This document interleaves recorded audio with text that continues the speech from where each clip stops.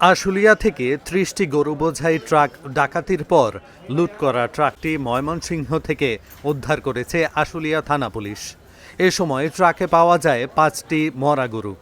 লুট করা বাকি গরুগুলো উদ্ধার ও ডাকাত চক্রকে আইনের আওতায় আনতে কাজ করছে পুলিশ। রোববার রাতে উদ্ধার করা ট্রাকটি মৃত গরুসহ আশুলিয়া থানায় আনা হয়। এর আগে ট্রাকটি ডাকাতি হয়। পুলিশ জানায় ৩০টি গরু নিয়ে দিনাজপুর ও জয়পুরহাট থেকে গরু কিনে কুমিল্লা ও ব্রাহ্মণবাড়িয়া যাচ্ছিল গরু বোঝাই ট্রাকটি।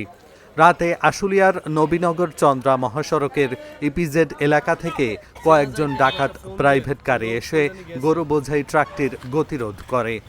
এ সময় ট্রাকের সাথে থাকা ব্যাপারী ও সহকারীদের মারধর করে তুলে নিয়ে যায় ডাকাত সদস্যরা। পরে টাঙ্গাইল মহাসড়কের পাশে একটি জঙ্গলে তাদের ফেলে রেখে আনুমানিক ৩০ লাখ টাকার গরুসহ ট্রাকটি নিয়ে পালিয়ে যায়।